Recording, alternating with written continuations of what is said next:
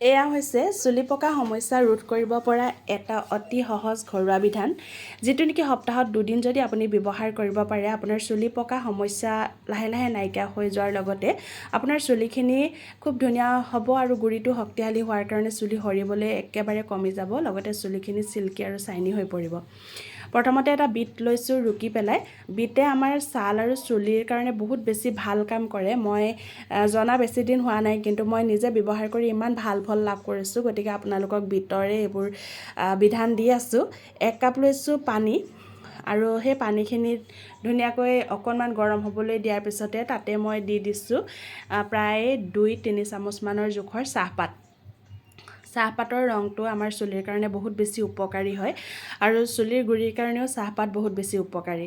অকণমান ফুটুক ফুটুককৈ উতলিবলৈ আৰম্ভ কৰোঁতে মই তাতে দি দিছোঁ ৰুকি লোৱা বিটখিনি, আৰু ইমান পৰ্যায়লৈকে উতলাম যাতে 1 গিলাচ পানীৰ পৰা আধা গিলাচ হৈ যায়।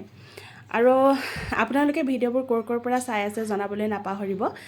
বহুত সময় উতলালেহে খুব ধুনীয়া গ্ৰাহ একদম ক'লা ৰঙা এটা ৰং উঠে, আৰু সেই ৰংটোৱে আমাক লাগে আচলতে, আৰু আপোনালোকে সেইকাৰণে বহুত সময় উতলাব। যদি ভাল লাগে এই পৰ্যায়লৈকে চাই আছে, আপোনাৰ প্ৰফাইলত ভিডিঅ'টি শ্বেয়াৰ কৰি থৈ দিব। আপুনিও কৰি চাব আপোনাৰ পকা চুলিৰ সমস্যা যদি আছে, যদি আপোনাৰ কম বয়সতে গোটেই চুলিবোৰ পকি গৈছে।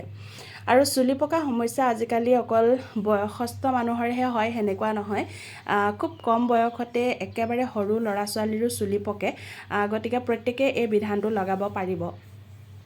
যেতিয়া ঠাণ্ডা হ'ল, যেতিয়া আধাখিনি হৈ গ'ল উতলি, তেতিয়া মই কাঢ়ি লৈছোঁ। আপোনালোকে কালাৰটো নিজে দেখি গম পাইছে কিমানখিনি গ্ৰাহ ৰঙা ৰং উঠিছে, আৰু তেনেকৈ আপোনালোকে বটলত ভৰাই বা কপাহ জুবিয়াই পেলাই আপোনাৰ চুলিৰ গুৰিত লগাব পাৰে।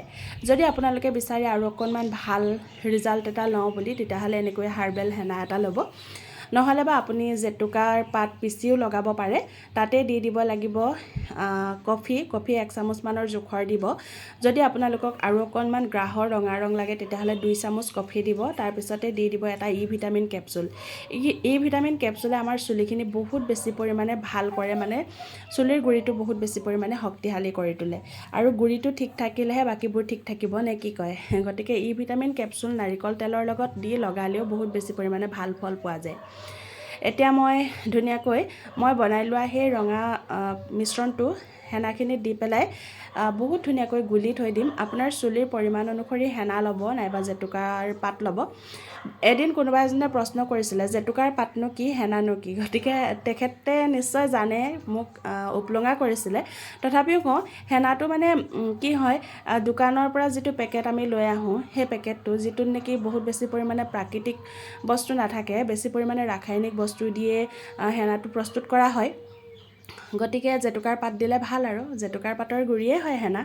আৰু এয়া 1 ৰাতি মই এনেকৈ তিয়াই থৈ দিছিলোঁ। কালাৰটো আপোনালোকে দেখা পাইছে, আৰু কিমান ধুনীয়া কালাৰ উঠিব সেইটোও গম পাইছে।